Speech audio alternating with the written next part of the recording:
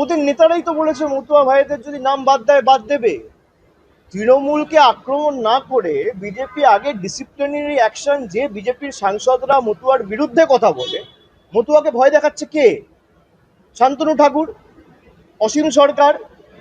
বাংলায় কে বলেছিল এসআইআর ঘোষণা হওয়ার আগে যে 1 কোটি লোকের নাম বাদ যাবে? তা মানুষকে ভয় দেখাচ্ছে কে? তৃণমূল তো বলেনি।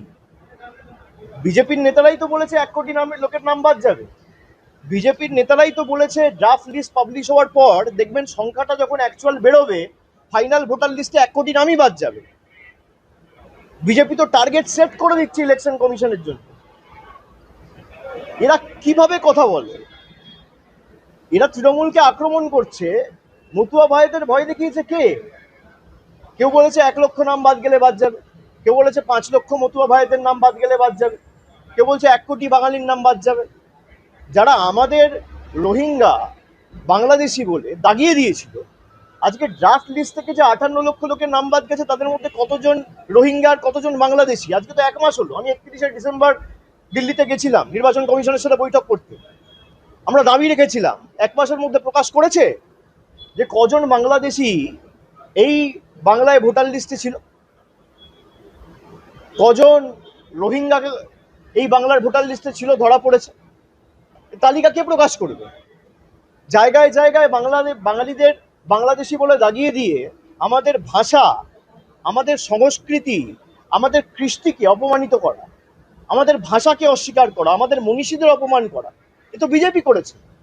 আপনি তৃণমূলের সাথে লড়ছেন, আপনি আমাকে গালাগালি দিন, মমতা বন্দ্যোপাধ্যায়কে গালাগালি দিন, তৃণমূলের যে কোনো লোককে দিন, আপনি বাংলার 10 কোটি মানুষকে লাইনে দাঁড় করিয়ে দিচ্ছেন তৃণমূলের সাথে লড়তে না পেরে, জোর জবরদস্তি।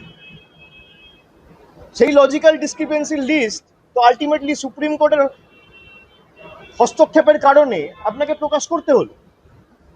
এখনো অনেক জায়গায় লিস্ট টাঙানো হয়নি, লিস্ট টাঙানোর দায়িত্ব ইলেকশন কমিশনের। ইলেকশন কমিশন অনেক জায়গায় বলে দিচ্ছে মৌখিকভাবে আধার নেওয়া যাবে না। আরে যারা লজিক্যাল ডিসক্রিপেন্সির কেসে ডাকছেন তারা তো ম্যাপড, তাদের নাগরিকত্ব নিয়ে তো কোনো প্রশ্ন নেই। তাহলে আধারটাকে তো আপনাকে আইডেন্টিটি প্রুফ হিসেবে গণ্য করতে হবে, মান্যতা দিতে হবে।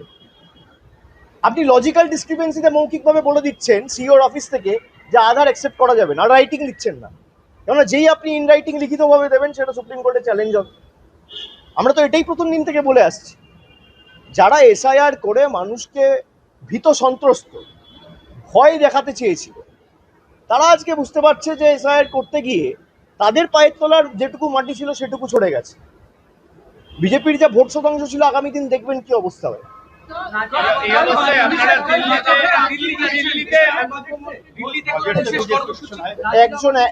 একজনই করুন। কি আরেকবার বলুন। এটা মুখ্যমন্ত্রীর ভ্রষ্টাচারের ফল। বলেছেন যে মালিক সব বিদেশ সফরে গেছিলেন, নীরব মোদী গেছিল মোদীর সাথে। একজন শিল্পপতি হিসেবে স্টেট গভর্নমেন্টের ডেলিগেশনে শিল্পপতিরা যাবে না তো কারা যাবে? আমি সেটাকে সমর্থন করছি। একটা ঘটনাকে নিয়ে পলিটিক্স করা এটা বিজেপির কায়দা। বিজেপি শকুনের মৃতদেহ খোঁজে আর মৃত্যুর রাজনীতি করে, শকুনের মতো লাশের রাজনীতি। আমি সংবাদ মাধ্যমকে অনুরোধ করব যে আপনারা তো সমাজের চোখ কান হিসেবে কাজ করেন, আপনারা সরকার সমাজের চোখ কান হিসেবে কাজ করেন। কোথাও যদি একটা ভুল ত্রুটি হয় আমাদের সকলকে ঐক্যবদ্ধ হয়ে সহযোগিতা করে একে অপরের সাথে যাতে এই ধরনের ঘটনার পুনরাবৃত্তি না হয় আমাদের এটা সুনিশ্চিত করতে হবে। অমিত শাহ বলছেন যে আনন্দপুরে যে ঘটনা ঘটেছে তার জন্য মমতা বন্দ্যোপাধ্যায় দায়ী। 1 মাস আগে গোয়ায় যে ঘটনা ঘটেছে তার জন্য তাহলে নরেন্দ্র মোদী দায়ী। পানীয় জল খেয়ে 25 জন মারা গেছে ইন্দোরে, তার জন্য নরেন্দ্র মোদী দায়ী। একটা দুর্ভাগ্যজনক ঘটনাকে নিয়ে একটা মানুষ কত নিচে নামতে পারে যে এই জিনিসগুলোকে নিয়ে রাজনীতি করছে। একটা প্রাইভেট গোডাউন, তার মধ্যে কে কি পরিস্থিতিতে আছে সরকারের পক্ষে এটা দেখা সম্ভব নয়।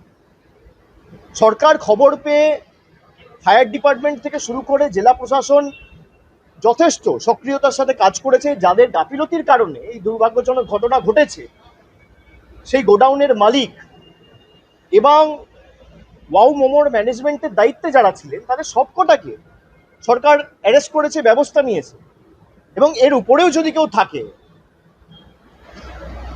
আমরা চাই কেউ যদি এর সাথে ইনভলভ থাকে, সে যত বড় শিল্পপতি হোক, সরকার কাউকে স্পেয়ার করবে না।